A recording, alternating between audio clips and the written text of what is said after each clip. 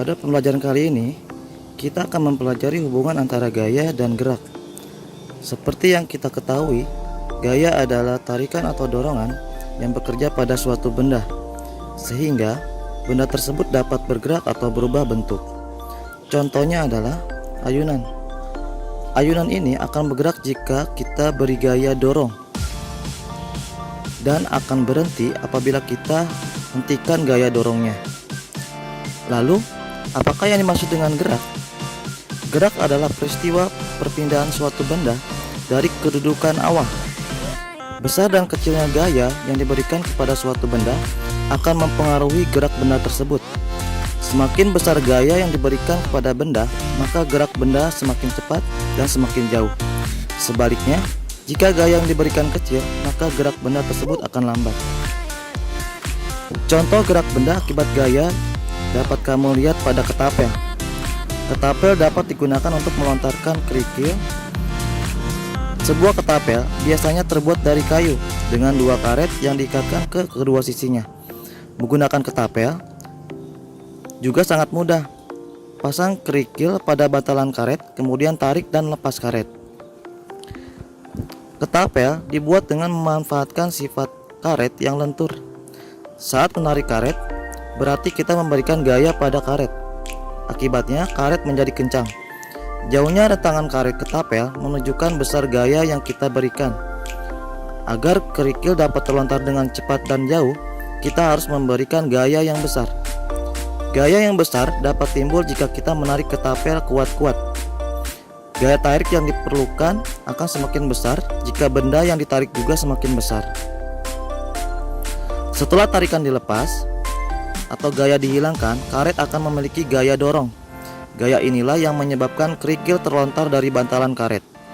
Semakin jauh kita menarik karet, semakin besar gaya yang kita dapat. Ini berarti semakin besar pula gaya yang dilakukan karet pada kerikil. Akibatnya, batu akan terlontar semakin jauh dan cepat. Hal ini sesuai dengan penjelasan sebelumnya bahwa gaya yang diberikan dalam hal ini adalah ketapel akan mempengaruhi gerak benda tersebut. Atau dalam hal ini adalah dorongan atau kecepatan dan jarak kerikil.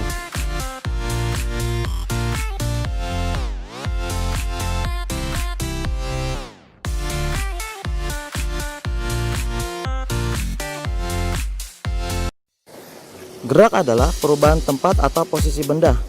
Benda dapat bergerak karena pengaruh gaya. Pergerakan pada benda tampak bermacam-macam. Gerak benda dapat dikelompokkan menjadi 5 macam, yaitu gerak menggelinding, gerak jatuh, gerak memantul, gerak berputar, dan gerak mengalir. Yang pertama adalah gerak menggelinding. Gerak menggelinding adalah gerak berputar sambil berpindah tempat. Gerak menggelinding terjadi pada benda yang memiliki permukaan tidak bersudut, seperti bola dan roda. Benda yang berbentuk kotak atau segitiga, seperti lemari dan peti, tidak dapat bergerak menggelinding. Yang kedua adalah gerak jatuh. Gerak jatuh adalah gerak benda dari atas menuju ke bawah. Gerak jatuh terjadi karena bumi mempunyai kekuatan untuk menarik benda. Kekuatan bumi untuk menarik benda disebut dengan gaya tarik gravitasi bumi. Semua benda dapat mengalami gerak jatuh walaupun memiliki bentuk yang berbeda-beda. Yang ketiga, gerak memantul. Gerak memantul adalah gerak balik suatu benda akibat membentur suatu benda. Pernahkah kamu bermain bola basket? Saat bermain bola basket, kamu memantulkan bola tersebut ke lapangan. Bola yang kamu dorong ke lantai akan memantul kembali ke arahmu. Gerak memantul biasanya terjadi pada benda-benda yang bersifat lentur atau elastis. Selanjutnya ada gerak berputar. Gerak berputar adalah gerak melingkar benda yang berpusat pada titik tengahnya. Setiap hari kita menjumpai berbagai benda yang bergerak berputar. Dapatkah kamu menyebutkan benda-benda yang bergerak dengan cara berputar? Gerak berputar berbeda dengan gerak menggelinding. Pada gerak berputar terdapat titik tengah sebagai poros tempat benda bergerak. Kamu dapat melihat gerak berputar pada roda sepeda, kincir angin, dan komedi putar. Yang terakhir adalah gerak mengalir. Gerak mengalir adalah gerak benda cair dari tempat tinggi ke tempat rendah. Contohnya adalah gerakan air sungai yang mengalir dari daerah pegunungan menuju ke tempat yang lebih rendah hingga sampai ke laut.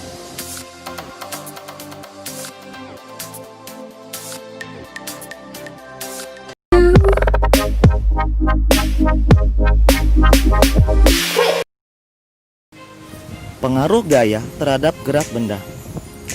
Gaya dapat menyebabkan benda bergerak. Berikut ini beberapa pengaruh gaya terhadap gerak benda. Yang pertama, mempercepat gerakan benda. Cepat atau lambatnya gerakan benda dapat dipengaruhi oleh gaya. Saat bola ditendang pelan, bola pun bergerak pelan. Bandingkan bola yang ditendang dengan keras, bola itu akan melambung tinggi atau terlempar jauh dengan cepat. Gaya dorong yang lemah membuat bola bergerak pelan. Sebaliknya, gaya dorong yang kuat membuat bola bergerak cepat. Yang kedua, mengubah arah gerak. Arah gerak benda dapat berubah akibat gaya. Misalnya, pada permainan softball, bola dilemparkan ke arah pemain pemukul. Pemain pemukul akan memukul bola hingga melambung tinggi. Apakah arah gerak bola berubah? Yang ketiga, memperlambat gerak benda. Beberapa saat setelah bola ditendang, gerak bola akan semakin lambat dan akhirnya berhenti. Mengapa gerak bola melambat lalu berhenti?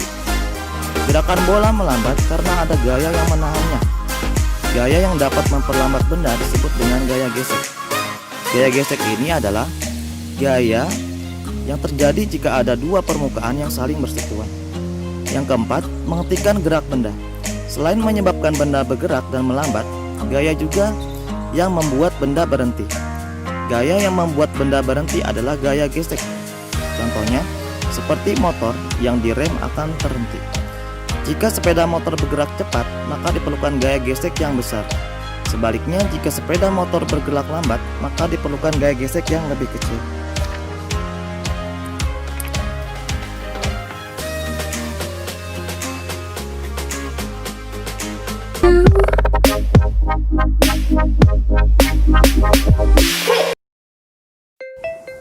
Pada pembelajaran sebelumnya, kamu telah mengetahui bahwa gaya dapat mempengaruhi gerak suatu benda. Selain mempengaruhi gerak benda, gaya yang bekerja pada benda juga dapat mengubah bentuk benda. Contohnya, dapat kamu lihat pada proses pembuatan guci keramik. Guci keramik merupakan hasil olahan dari tanah liat.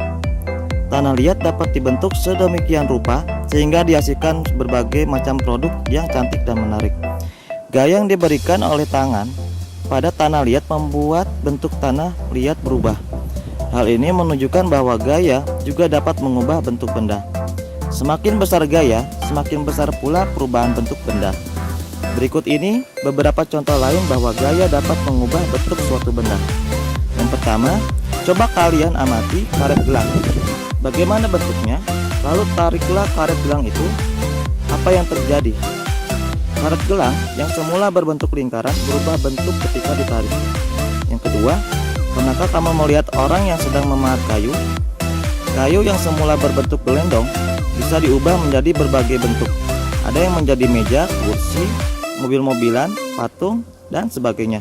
Yang ketiga, telur yang jatuh langsung pecah karena berbenturan dengan lantai. Telur yang semula bulat menjadi pecah sehingga tampak kuning telur dan putih telurnya.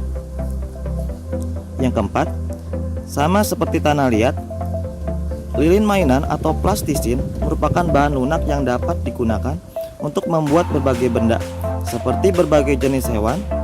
Perubahan bentuk benda ini dipengaruhi oleh gaya.